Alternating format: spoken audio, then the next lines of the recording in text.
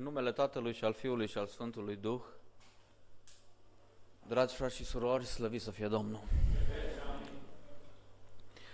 Cu ajutorul lui Dumnezeu și prin binecuvântarea Lui am ajuns și la acest sfârșit de adunare și cred că fiecare dintre noi am putut, în măsura în care inimile noastre au fost deschise, fiecare dintre noi am putut să auzim cuvântul lui Dumnezeu și am încercat, cred, să-l punem în inimile noastre.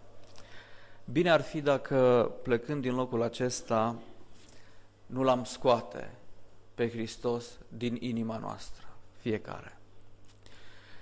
M-am gândit la un cuvânt potrivit pentru momentul acesta, dinaintea despărțirii.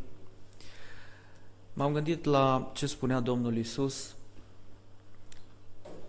mulțimilor, ucenicilor și mulțimilor care l-ascultau. Le spunea la un moment dat: nimeni dintre voi, dacă are o haină veche, nu ia o haină nouă, taie un petec din haina nouă și cârpește haina cea veche. Nimeni nu face lucrul acesta. Și nimeni nu ia vinul cel nou și îl pune în burdufuri vechi. Nimeni nu face lucrul acesta. De ce? Pentru că petecul nou cusut pe o haină veche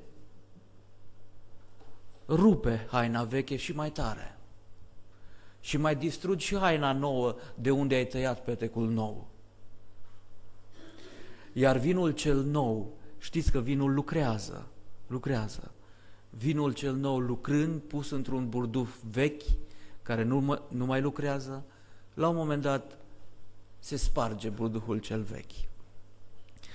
Și mă gândeam că se potrivește, și de mult nu s-a mai amintit pilda aceasta sau pildele acestea în adunarea noastră.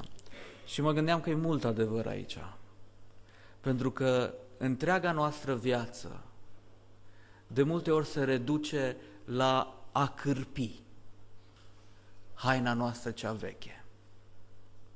Hristos ne spune că dacă ai o haină veche și ți se oferă o haină nouă, ia haina cea nouă, azvârle haina cea veche, ia haina cea nouă și îmbracă-te cu ea.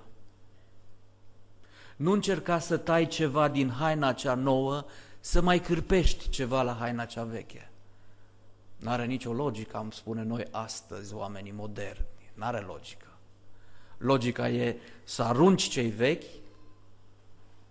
și să iei cei nou. Și vă aduceți aminte când omul a fost creat, a fost făcut din țărână și spune în cartea Genezei, în cartea Facerii, că Dumnezeu a suflat peste om și omul a devenit un suflet viu. Dar sensul profund al cuvântului de acolo, din cartea Facerii, este atât de frumos. Zice că Dumnezeu a făcut omul din țărână, a suflat asupra omului suflare de viață, în sensul că l-a îmbrăcat într-un suflet viu, dar nu viu în orice sens, ci în sens de nemuritor. Partea noastră ascunsă astăzi, sufletul nostru, era la vedere atunci. Noi eram îmbrăcați în acest suflet viu. Prin căderea păcatului, partea noastră asta s-a ascuns. Și de multe ori, și sunt încă mulți care consideră că omul nu are suflet. Sunt. Martorii Jehova spun că omul nu are suflet. De exemplu. Și mai sunt și alții. Dar partea noastră ascunsă, această parte sufletească, este ca o haină a noastră. Și când a venit Hristos a zis: partea aceasta, haina aceasta, partea aceasta sufletească a voastră, aia veche, trebuie să fie înnoită. A venit Hristos să ne ofere un suflet nou, o haină nouă. Ce facem noi? Și asta facem cu copiii noștri. Încercăm să le cârpim ființa lor păcătoasă, pe care au moștenit-o de la noi. Și le dăm învățătură și încercăm să le cârpim acolo ființa cea veche, păcătoasă. Încercăm să luăm vinul cel nou al Evangheliei, să-l punem în ei, care chiar dacă sunt copii, sunt niște burduhuri vechi. Sunt niște burduhuri vechi.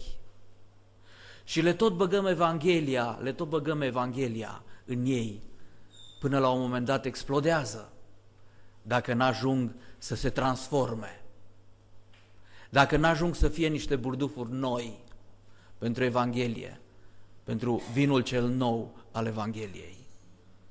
Și asta se întâmplă și cu fiecare dintre noi. Am dat exemplul copiilor, dar asta se întâmplă cu fiecare dintre noi. Dacă luăm Evanghelia și încercăm să o cârpim pe ființa noastră, dar nu o luăm întreagă, nu o luăm cu totul. Luăm numai părți din Evanghelie sau bucățele din Evanghelie și le punem în viața noastră și în sufletul nostru. Hristos n-a venit să ne cârpească, dragi frați și surori. N-a venit să ne cârpească ființa. Hristos a venit să ne lepe de ființa cea veche, să ne noiască ființa cea veche și să ne dea o ființă nouă, să fim niște oameni noi. Oricât am luat noi Evanghelia și am încercat să o punem, să fim credincioși cu mintea, dar fără să se transforme viața noastră, la un moment dat se rupe. La un moment dat se sfâșie. Nu rezistă Evanghelia într-un burduf vechi. Nu rezistă Evanghelia cârpită pe o haină veche. Hristos a venit să ne spună, aveți grijă, eu mă bucur tare mult că ascultați Evanghelia mea. Numai că eu vreau ca Evanghelia asta să pătrundă în viața voastră. Vreau ca Evanghelia mea să vă schimbe viața. Mă bucur mult și Evangheliile toate mărturisesc și ne spun că Hristos era înconjurat de oameni, de gloată. Și poate ăsta e sensul adevărat, gloate. Nu era Biserica lui Hristos acolo. Încă nu era Biserica lui Hristos acolo. Erau mari mulțimi de oameni, erau gloate care îl înconjurau pe Domnul Iisus. Dar Domnul Iisus nu se bucura. Singurul moment în care într-adevăr s-a bucurat Domnul Iisus, și cred că în mai multe momente de felul acesta s-a bucurat, când era înconjurat de copii. Zicea, lăsați copiii să vină la mine. Atunci se bucura Domnul Iisus, când era înconjurat de copii. Lăsați copiii să vină la mine, nu-i opriți, nu-i încadrați în nicio regulă, nu-i opriți, lăsați-i să vină la mine.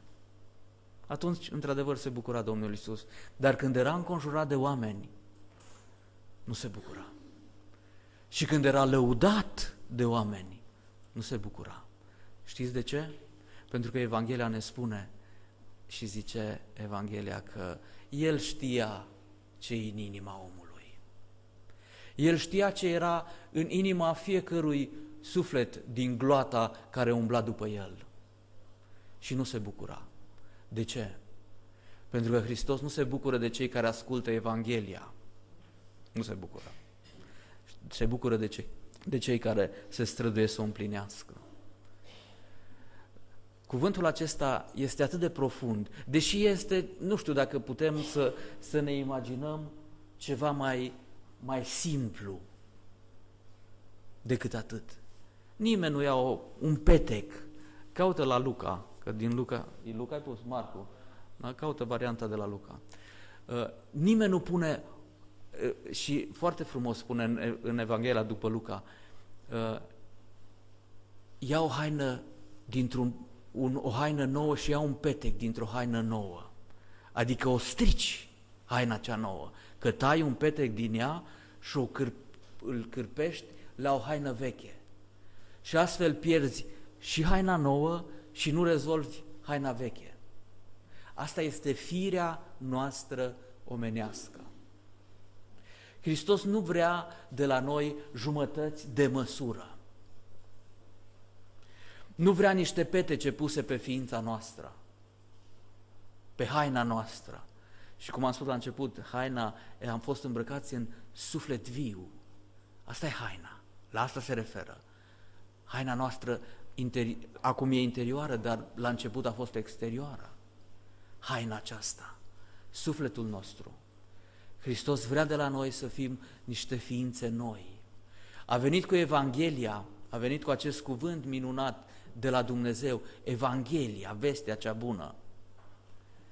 Nu ca să cârpească niște oameni și să-i mai întărească. Ce facem noi cu sănătatea noastră? Ne doare ceva, mergem și mai reparăm la doctor ce mai putem. Până la un moment dat când nu mai avem ce repara și gata. Noi tot reparăm, tot cârpim, tot încercăm să mai adăugăm câte ceva, să mai prelungim ce? Firul acestei vieți. Dar la un moment dat, cu toate cârpirile astea ale noastre, la un moment dat viața se rupe, se frânge. Și cu ce rămânem? Cu o osteneală și o suferință continuă, o alergare după vânt. Să nu creadă cineva că poate să asculte Evanghelia sau să stea în adunarea Domnului și să asculte Evanghelia și să fie îndreptățit înaintea lui Dumnezeu. Dacă nu pune în inima lui ceea ce ascultă, dacă nu caută să-și procure această haină nouă a ființei lui, această înnoire a ființei lui, vinul cel nou pus în ființa noastră veche, la un moment dat explodează ființa noastră, cea veche. Îi vezi că au venit în adunare atâta vreme, au venit atâta timp în adunare și au gustat din acest vin al Evangheliei, vinul cel nou adus de Hristos. Au venit ani și ani și ani în adunarea Domnului și au gustat din acest vin. Și la un moment dat dispar. Unde dispar? În lumea asta păcătoasă. De ce? Pentru că au pus și au turnat mereu și mereu vinul Evangheliei într-un burduf vechi. Au pus mereu și mereu pe Hristos într-o ființă veche. Le-a plăcut cântările, poeziile, cuvântul, toate au fost frumoase, dar ființa lor a rămas veche. Burduful lor a rămas vechi. Și la un moment dat a făcut poc și a dispărut în lume. De ce? Pentru că n-au schimbat viața lor din interior. Nu cei care ascultă Evanghelia și cuvântul lui Dumnezeu vor fi mântuiți. Nu. Ce simplu ar fi să fie mântuiți cei care ascultă Evanghelia. Acum pui în mașină Evanghelia și o asculți. Oriunde mergi, pui Evanghelia și o asculți. Asta nu te mântuie?